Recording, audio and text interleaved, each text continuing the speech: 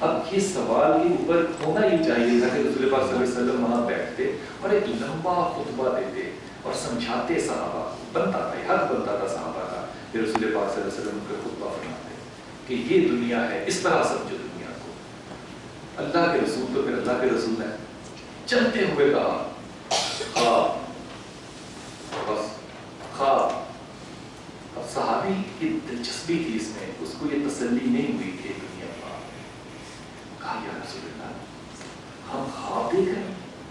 کہا ہاں، مرا ہوا انسان خواب ہی تو دیکھتا ہے۔ کہا ہم مردہ ہیں، ہم تو زندہ ہیں؟ کہا نہیں، ہم مردہ ہیں، مرے ہوئے۔ آگے کہتے ہیں اچھا یا رسول اللہ۔ اب غور کیجیے گا کہ حدیث خاص کس لیے ہے کہ صحابہ رسول سے دوسرا سوال نہیں کرتے تھے۔ اللہ کے رسول نے اگر اس کے باپ کا نام کچھ بتا دیا تو اس نے کہا یا اللہ کا رسول ہی بہتر جانتا ہے، میرا علم غلط ہوگا، میرا رسول بہتر جانتا ہے۔ اب پھر پوچھتے ہیں، کہتے ہیں یا رسول اللہ ہم مرے ہوئے ہیں، ہم سو رہے ہیں، خواب دیکھ رہے ہیں موت میں؟ کہا ہاں۔ کہا پھر ہم جاگیں گے کب؟ کہا جب پہلی رات قبر میں آنکھ کھولو گے تب جاگو۔ اب غور فرمائیے خبری جملہ، ہم اس وقت میں اور آپ حالت موت میں ہیں، ہم ایک زندگی سے گزرے تھے جب ہم اس دنیا میں نہیں آئے تھے، اور وہ زندگی کی کوالٹی پتہ کیا تھی؟ ہم خدا کے پاس مجالس میں بیٹھا کرتے تھے، خدا ہم سے باتیں کرتا تھا، ہم خدا سے باتیں کرتے تھے، پھر ہمیں موت آ گئی، پھر ہم دنیا میں آ گئے، پھر ہم اس موت سے زندگی کی طرف لوٹائے جائیں گے، پھر ہمیں قبر میں اتار کے جب جائیں گے تو پھر ہماری آنکھ کھلے گی اور ہم زندہ ہو جائیں گے۔ یہ وہ طریقہ ہے کسی مذہب کا خبری گزار، یہ وہ طریقہ ہے جس کو ہم کہتے ہیں مابعد الطبیعات۔ فلسفہ نہیں ہے یہ، فلسفے سے آگے کا حصہ ہے، یہ بات فلسفہ بنے گی کبھی، ابھی فلسفہ نہیں بنی، یہ میٹا فزکس ہے، ہم اس کو ایسٹیمیٹ نہیں کر سکتے، ہمیں بتا دیا گیا۔ دوسری طرف غور فرمائیے، ایک کمرہ ہے، اس میں ایک پتھر ہے، ہو سکتا ہے وہ پتھر بڑا تعظیم والا ہو، ہم بھی پتھروں کو بڑی تعظیم دیتے ہیں، لیکن ہم پتھروں پہ کھڑے ہو کے اذان دے دیتے ہیں جن کی ہم تعظیم کرتے ہیں، اور ہم پتھروں کو کہتے ہیں کہ اگر ہمارے رسول نے تجھے نہ ہاتھ لگایا ہوتا، تجھے نہ چوما ہوتا تو تو چاہے جنت کا پتھر ہوتا، تو نہ میرا نفع کر سکتا ہے نہ میرا نقصان کر سکتا ہے، پتھر ہے۔ میری عقیدت تیرے سے اس لیے ہے کہ میں نے اپنے رسول کو تجھے چومتے ہوئے دیکھا، بس۔ پھر وہی پتھر ہمیں کہا، پھر یہی پتھر وہ ہے جس پہ حضرت بلال حبشی رضی اللہ اپنے جوتوں سمیت چڑھے اوپر، یہ تعظیم تھی ہماری پتھر کی۔ پھر رسول پاک صلی اللہ علیہ وسلم اسی پتھر کے آگے کھڑے ہوئے، کعبے کے آگے، کہتے ہیں کعبے کو کہ تیری بڑی تعظیم ہے، مجھے پتا ہے تیری بڑی تعظیم ہے، لیکن تیری اتنی عزت نہیں جتنی ایک مومن کی ہے، بہا مومن یہ پتھر کا، اب تو آپ اس پتھر کا کرتے ہیں، مومن کا نہیں کرتے۔ اب یہ ایک پتھر ایک کمرے میں رکھا ہے، اور اس کمرے کی ایک چھوٹی سی باریک کھڑکی ہے، اور ایک چھوٹا سا چھوٹے قد کا پتلا سا دروازہ ہے۔ کھڑکی اس لیے پتلی ہے تاکہ یہ پتھر یہاں سے باہر بھاگ نہ جائے، دروازہ اس لیے ہے تاکہ یہاں سے دیوتی جو ہے وہ اندر جا کے اس پتھر کی پوجا کر سکے، اور کیونکہ اس پتھر پہ ایمان نہیں ہے کہ یہ یہاں سے نہیں جائے گا، باہر ایک چوکیدار کو بٹھا دیا گیا ہے جس کو کہ ہم برہمن کہتے ہیں۔ پھر برہمن اور خدا، اور برہمن کا جو خدا ہے وہ دونوں یہاں تنہائی میں کچھ عرصے کے بعد obviously ہیومن نیچر ہے، بور ہو جاتی ہے، پھر ان کی دلچسپی کے لیے ایک خاتون کو وہاں رکھا جاتا ہے اور اس کو کہتے ہیں داسی، پھر وہ ناچ گا کر اس چوکیدار کو اور اس خدا کو انٹرٹین کرتی ہے، اور وہ کہتی ہے کہ تم یہیں آباد رہو کیونکہ یہاں تمہارے ڈیوٹیز آ رہے ہیں۔ اس فلسفے کا اور پچھلے فلسفے کا کیا مقابلہ ہو سکتا ہے؟ اسی لیے ہندو کو آپ کبھی مذہب پہ بحث کرتے ہوئے نہیں پائیں گے، کیونکہ اٹس اے جوک کہ ایک داسی کو رکھا کہ خدا کو انٹرٹین اگر ایک عورت نے کرنا ہے تو ٹھیک ہی ہے، لیکن اس پہ بحث کیا ہو سکتی ہے؟ لیکن جو پہلی بات میں نے آپ سے عرض کی موت کی اور زندگی کی، اس پہ قیامت تک گفتگو ہو سکتی ہے، اور وہ گفتگو کبھی بھی ختم ہی ہوگی نہیں۔ یہ اتنا بڑا فاصلہ ہے مذہب کے اندر فلسفے کی سمجھ کا، اس کے باوجود جب ہم یہ کہتے ہیں کہ ہم میں کامنالٹیز ہیں، ہم میں ہیں کامنالٹیز، لیکن انٹلیکچولی آخری دین اور وہ دین جو کہ محمد رسول اللہ صلی اللہ علیہ وسلم لے کے گئے، انٹلیکچولی اس قدر زیادہ سپیریئر ہے کہ محمد کی امت کے لوگ بھی اس کو ابھی تک سمجھ نہیں پائے۔ اس لیے انتہائی ادب سے بات عرض کر رہا ہوں، اللہ تعالیٰ نے پوری ایوولوشن میں ایک جگہ جا کے فیصلہ کیا ہوگا نا کہ آخری کتاب اتاروں گا، بس پھر اللہ نے یہ بھی تو فیصلہ کیا ہوگا نا کسی وقت میں کہ یہ امانت کس پہ اتاروں گا، پھر وہ جس کا اللہ نے فیصلہ کیا کہ کس پہ اتاروں گا یہ میں امانت، اس شخص نے جب اعلان کیا کہ اللہ نے مجھ پہ یہ اتارا ہے تو اس نے کھڑے ہو کے یہ نہیں کہا لا الہ الا اللہ محمد رسول اللہ، ہرگز نہیں کہا، دین بعد میں آیا، پہلے اس شخص نے کیا اسٹیبلش کیا؟ کیا تم سمجھتے ہو کہ میں ایماندار ہوں؟ ہاں۔ اگر میں تم سے کہوں کہ پیچھے فوج ہے مانو گے؟ ہاں۔ اب کردار اسٹیبلش ہوا، دین نہیں آیا اس میں، خدا نہیں آیا اس میں، صرف محمد ہے۔ کیا تم مجھے سمجھتے ہو کہ میں جو کہہ رہا ہوں وہ سچ ہے؟ ہاں محمد ہم سمجھتے ہیں آپ جو کہہ رہے ہیں سچ ہے۔ اب میں تمہیں کہتا ہوں کہ پہاڑ کے پیچھے فوج ہے جو نظر آ رہا نہیں ہے، مانو گے؟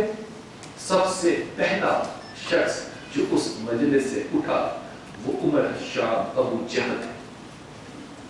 روایت کہتی ہے اٹھ کے جانے لگا تو رسول نے صلی اللہ علیہ وسلم نے کہا تیرے دادا میرے دادا کو جاننے والے ہیں، تیرا باپ میرے باپ کو جانتا تھا، میں تجھے جاننے والا ہوں، تو مجھے جانتا ہے، تو مجلس سے اٹھ کے جا رہا ہے۔ کہتے ہیں محمد، رسول اللہ تو نہیں کہہ سکتا نا، محمد تو نے تو کہا پیچھے فوج ہے، تو میں تو تیرے گھر کھانے کی دعوت پر آیا تھا، مجھے نہیں پتا تھا کہ تو فوج لے کر آیا پیچھے، تو میں گھر جا رہا ہوں تلوار لے۔ یہ وہ کون ہے؟ ابو جہل۔ یہ تو اللہ کا شکر ہے کہ ہم صحابہ میں سے نہیں ہیں، ورنہ ابو جہل بھی ہمارے طالب علموں میں سے ہوتا۔ اللہ کے رسول کہتے ہیں عمر جان تو جب واپس آئے گا تو تجھے پیچھے فوج نظر نہیں آئے گی تو پھر تو کیا کرے گا؟ کہا رب کعبہ کی قسم، کعبہ کو تو وہ بھی مانتا تھا، صرف رسول نہیں مانتا تھا، رب کعبہ کی قسم محمد میں اپنی آنکھوں پہ نہیں تیری زبان پہ یقین کروں۔ یہ ابو جس کو ہم کہتے کون ہے؟ جہالت کا باپ، جس کے ایمان کا یہ حصہ ہے کہ وہ کہتا ہے کہ میں اپنی آنکھوں پہ نہیں محمد تیری زبان پہ یقین کروں گا۔ اس شخص نے پہلے اپنے کردار کو اسٹیبلش کیا، جب کردار لوگوں نے مان لیا تو پھر اس کے بعد دعوت دی۔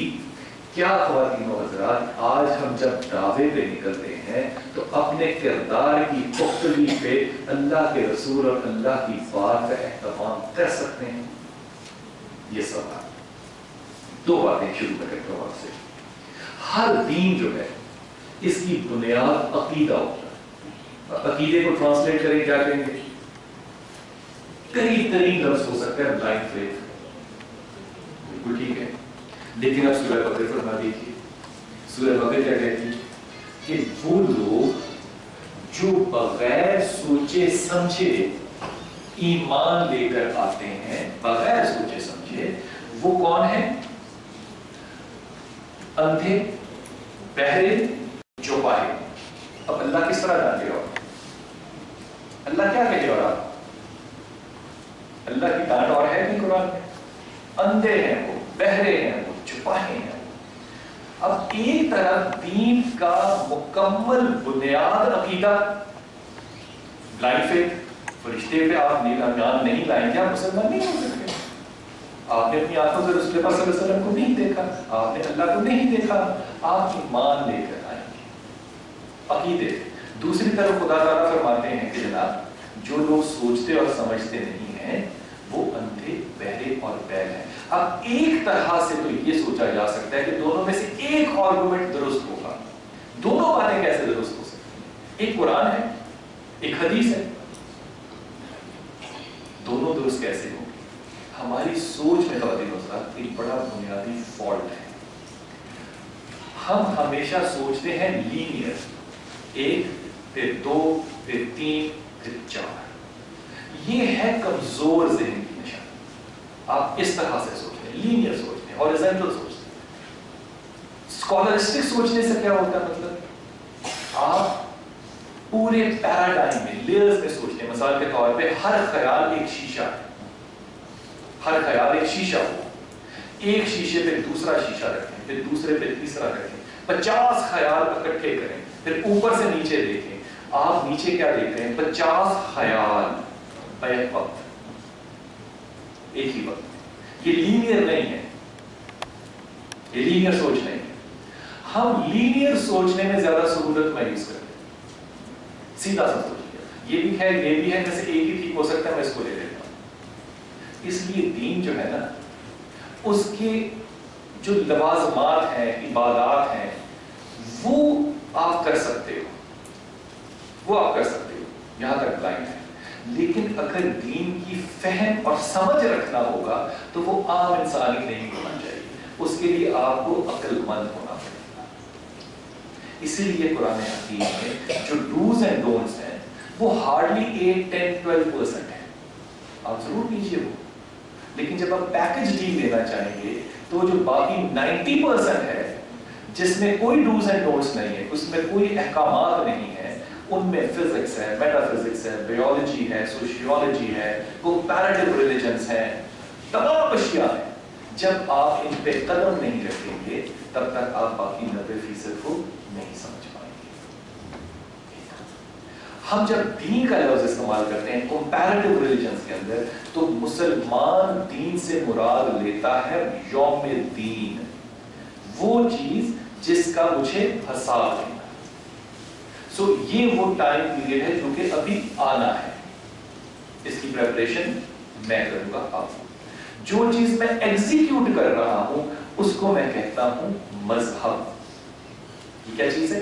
रास्ता, रास्ता। क्वेश्चन इज, ये रास्ता आखिर जा कहां रहा है? ये रास्ता हर तरफ जा सकता है। ये आपकी जिबिल्लत को भी जा सकता है, आपकी तरक्की को भी जा सकता है, कामयाबी को भी जा सकता है, खुदा को भी जा सकता है। अगर तो इस रास्ते के आखिर में खुदावंद तशरीफ फरमा है तो मैं इस रास्ते पे चलते हुए ज़कात दूंगा, अपनी खुशी से नहीं दूंगा क्योंकि हुक्म खुदावंद है। मैं शराब नहीं पीऊंगा इसलिए नहीं कि मेरी कोई दुश्मनी है शराब से, क्योंकि अल्लाह के नबी ने इसको कहा कि ये हराम है। अल्लाह ने क्या कहा? अल्लाह ने इसको हराम नहीं कहा। अल्लाह इज सुपर इंटेलिजेंट। खुदा अगर कह देते ना शराब को हराम, तो जो हम में से क्लेवर लोग हैं ना वो इसको पी लेते। पता है क्यों? क्योंकि अगर जिंदगी इस तरह में हो तो हराम हलाल है। आप मेडिकल सर्टिफिकेट लेते, तो आप कहते जनाब लिवर सिरोसिस की प्रोबेबिलिटी है, अगर ये रोज 2 कप बियर के नहीं पी के सोएगा, एक चुस्की विस्की की नहीं लगाएगा, ये तो लिवर सिरोसिस है। तो इसके ठीक होने के लिए मेडिकली इसकी जिंदगी की तवालत के लिए ये बड़ा जरूरी है। आप पे हराम हलाल होगा। God is clever. अल्लाह ने पता है क्या कहा? कहा ये फेल शैतान है, ये रिवर्सिबल ही नहीं है। मर जाओ, मर जाओ, शैतान का फेल नहीं तुम कर सकते। अगर अल्लाह इसको हराम कहते थे तो हम इससे नाजायज फायदा उठाते। सो खुदा ने इसको वो दर्जा दिया जो रिवर्स एक्ट वापस नहीं कर सकता। तीसरी चीज एक ज़हन रखिए, मैं सिर्फ बिल्ड कर रहा हूं बात मसले की समझ के लिए। अरबी बड़ी पुरानी जुबान है, लेकिन अरबी इतनी पुरानी जुबान नहीं। अगर क्लासिकल लैंग्वेजेस की हिस्ट्री को देखें, क्लासिकल लैंग्वेजेस में कौन है? लैटिन, अरमानी, ये क्लासिकल लैंग्वेज। क्लासिकल लैंग्वेजेस की अगर हिस्ट्री देखें तो अरबी 7वीं या 6ठी जुबान है। सो इस जुबान के पीछे अरबी को भरने के लिए इससे पीछे और क्लासिकल लैंग्वेजेस हैं जिसको अरबी ने अपने अंदर समोया। क्यों, क्या जरूरत है भाई? उसकी वजह ये थी कि अल्लाह का कलाम इस जुबान में उतरना था ना। फिर देखिए, जो जितना बड़ा होता है वो लफ्जों में, कम लफ्जों में ज्यादा मानी लिखता है। हम जैसे लोग कमजोर जो होते हैं वो ज्यादा बात कहेंगे और मानी कम होंगे। कोई अदीब बात कहेगा तो कम लफ्जों में बड़ी बात कहेगा। अब अंग्रेजी के साथ उर्दू के साथ अगर कंपेयर करें तो जितना भी अच्छा उर्दू दान होगा वो हमेशा फारसी को जाएगा, जितना अच्छा फारसी दान होगा वो हमेशा अरबी को जाएगा, जितना अच्छा अंग्रेजी दान होगा वो फ्रेंच को जाएगा, जितना अच्छा फ्रेंच दान होगा वो लैटिन को जाएगा। व्हाई?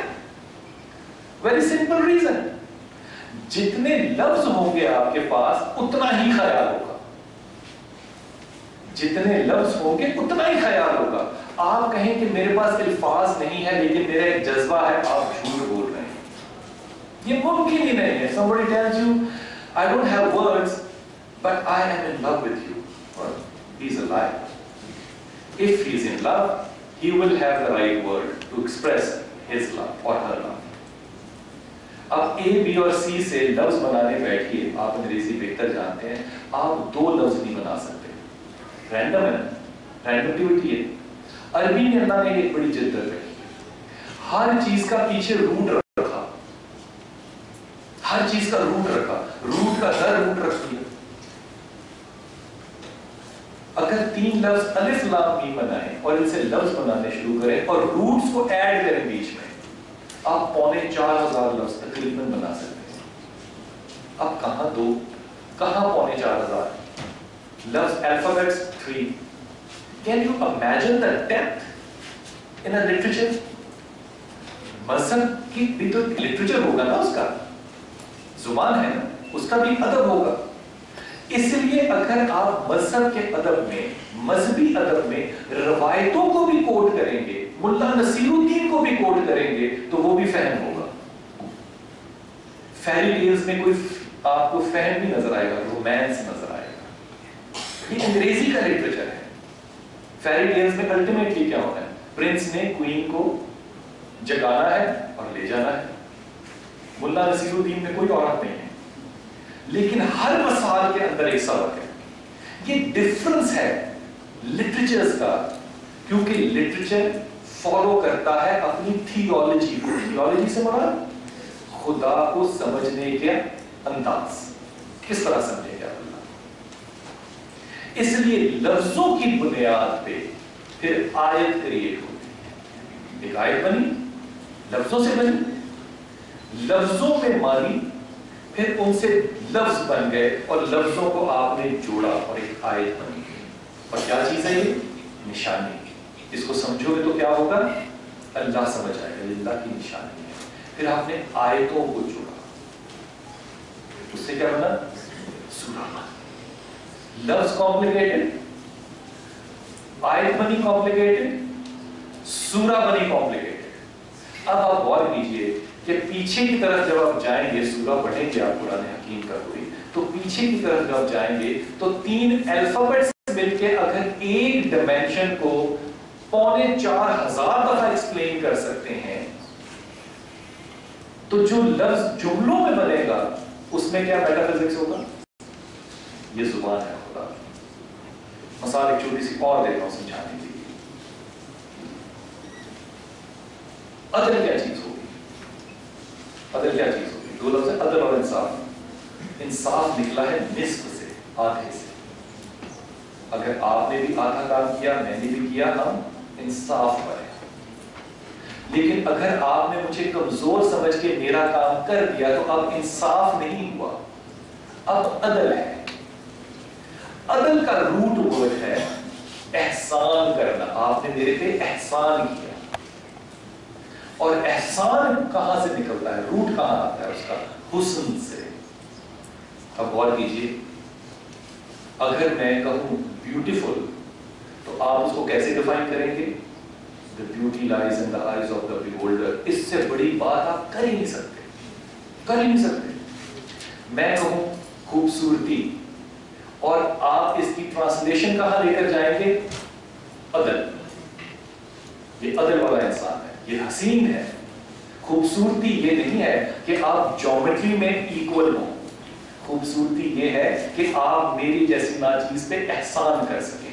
ये डेप्थ का डिफरेंस देखो, लफ्ज ही है ना।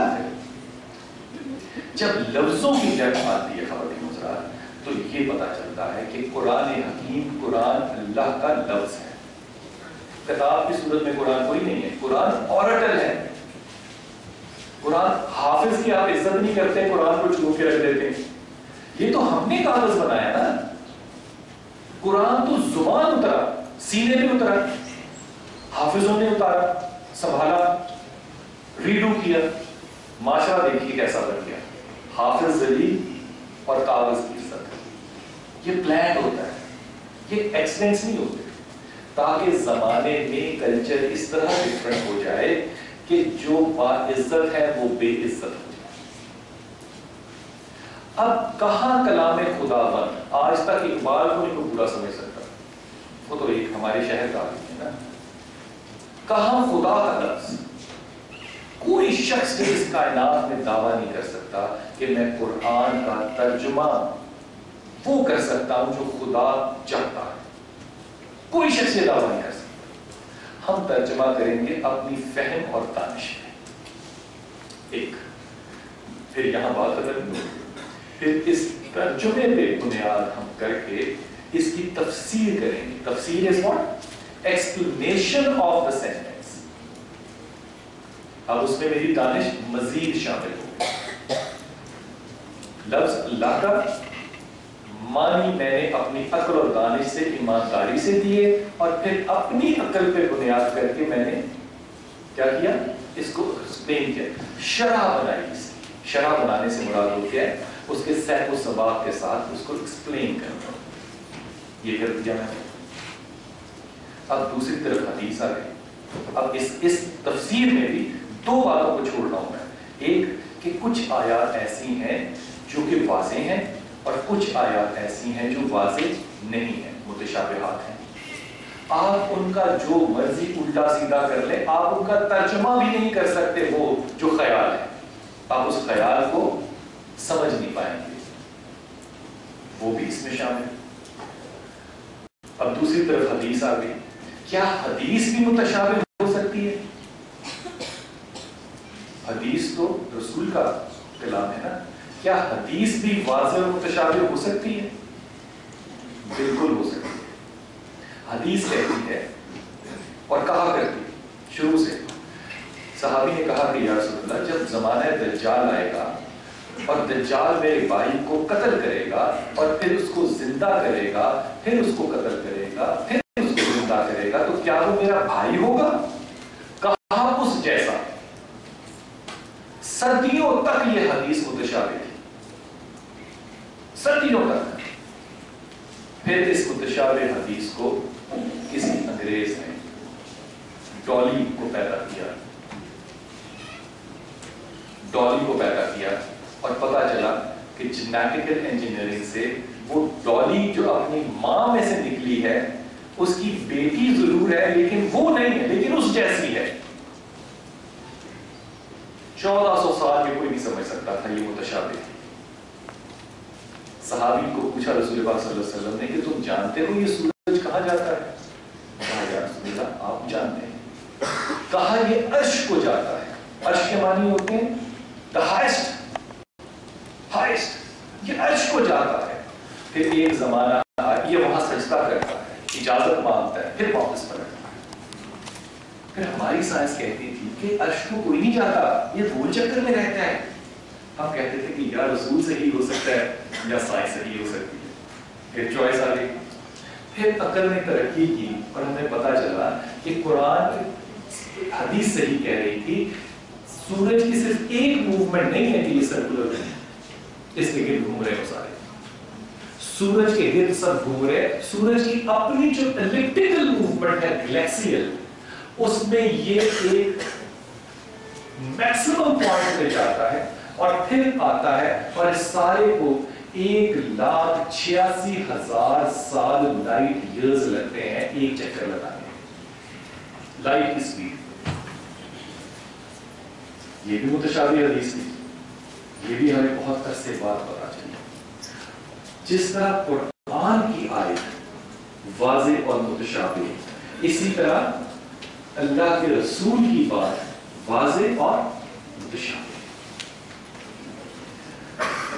اور ایک بڑی آسان بات ہو سکتی ہے، تمام مسائل کا حل ہو سکتا ہے، اور غور فرمائیے گا اس بات، تمام مسائل کا ایک حل ہو سکتا تھا کہ خدا تعالیٰ ہمیں اس پریشانی میں ڈالتے ہی نہ، اور اللہ تعالیٰ اپنا ظہور فرما دیتے۔ اللہ تعالیٰ آتے اور کہتے کہ میں خدا ہوں اور مجھے مان لو۔ کون شخص ہوتا جو نہ مانتا؟ کون ہوتا؟ لیکن وہ رب العالمین ہے، وہ بہتر جانتا ہے۔ خدا نے ایسا پھر کیوں نہیں کیا؟ خدا نے اپنا ظہور کیوں نہیں کر دیا؟ پیغمبروں کو کیوں بھیجا؟ سوچنے کی بات ہے۔ میرے گمان میں صرف ایک ہی وجہ آتی ہے کہ اگر خدا اپنا ظہور کر دیتے تو خدا کو ماننا جبر ہو جاتا، آپ انکار کر ہی نہیں سکتے، توبہ کا کوئی دروازہ ہو ہی نہیں سکتا۔ خدا نے اپنا ظہور نہ کر کے ہم پہ بڑا رحم کیا۔ ہمارے پاس آپشن ہے کہ ہم اپنی 80 سالہ زندگی میں سے 79 ایئرز نہ مانیں، 79 ایئرز 11 منتھس نہ مانیں۔ موت سے پہلے اگر ہم نے کلمہ پڑھ لیا تو بخشش کا دروازہ کھل گیا، یہ تمام پیراڈائم ختم ہو جاتا۔ سو خدا نے اپنا ظہور نہیں کیا، اپنے آپ کو آیات میں واضح کرنے کے لیے پیغمبروں کو بھیجنا شروع کیا۔ اور اسی طرح جس طرح زمانے میں جیسے جیسے لوگوں کی عقل اور شعور تھے، اسی طرح پیغمبر پیغام لے کر آتے رہتے۔ اگر حضرت آدم پہ قرآن اترا ہوتا کون سمجھتا؟ حضرت ابراہیم پہ قرآن اترا ہوتا تو لوگ تو منو سلوا کے چکر میں تھے، محنتیں میں شاید نہ نکلتے۔ اللہ نے ایوولوشن میں جس طرح انسان کے ذہن کو ترقی پذیر کیا، اسی طرح اللہ نے اپنے کلام میں ترقی کرتے ہوئے، کمپلیکیشنز کو کم کرتے ہوئے، سادگی سے فلسفے کی طرف آتے ہوئے قرآن کو آخری کتاب بنایا اور پھر کہا کہ اس کو تم قیامت تک کھولتے رہو گے۔ اس کا مطلب آج بھی ہماری فزیکل ایوولوشن تو ختم ہو گئی، لیکن ہماری mental evolution on going process ہے۔ ہم اپنے دماغ کے 12 بلین سیلوں میں سے جو موسٹ انٹیلیجنٹ ماشاء اللہ تعالیٰ آپ کی یونیورسٹی کے لوگ ہیں، شاید 2-2.5 لاکھ سیل استعمال کرتے ہیں، اور جو 100-150 زیادہ کر لے وہ سپر انٹیلیجنٹ انسان ہو جاتا ہے۔ اب اتنی کم استعمال کرنے والی اس فیکلٹی پہ 2-2.5-3 لاکھ سیل کو استعمال کر کے ہم کلیم کیا کر رہے ہیں کہ ہم اس کریٹر کے کلام کو سمجھنا چاہ رہے ہیں ایز اٹ از، اینڈ اسی طرح یہ کلیم قوت نظرات بہت بڑا کلیم ہے۔ آپ 2%، 5% کے ساتھ 100% کو اچیو کرنا چاہ رہے ہیں، یہ آپ کے ٹاسک ہے۔ پھر غور فرمائیے، سارا معاملہ کہاں کے کھڑا ہوتا ہے کہ خدا تعالیٰ فرماتے ہیں کہ میری رسی کو، اللہ تعالیٰ کہہ سکتے تھے کہ رسی سے مراد یہ، اللہ نے کہا۔ ہم نے بات کو ایکسپلینیشن میں، تفسیر میں دیکھا کہ رسی اللہ کی، اللہ کا قرآن ہے۔ اللہ عالم، اس لیے یہ جملہ جو صحابہ کا ہے نا کہ اللہ اور اللہ کے رسول بہتر جانتے ہیں، یہ رویہ اور مزاج ہے، اسی لیے وہ صحابی اور ہم امتی ہیں۔ اگر ہمارا مزاج بھی یہ ہو کہ اللہ اور اللہ کا رسول بہتر جانتے ہیں تو پھر ہم بھی صحابہ کے قریب پہنچتے۔ حضرت عمر کا تو نرم مزاج تو نہیں تھا زندگی میں، لیکن کیا شناسا، کیا پہچاننے والا شخص ابو بکر رضی اللہ تعالیٰ۔ لوگوں نے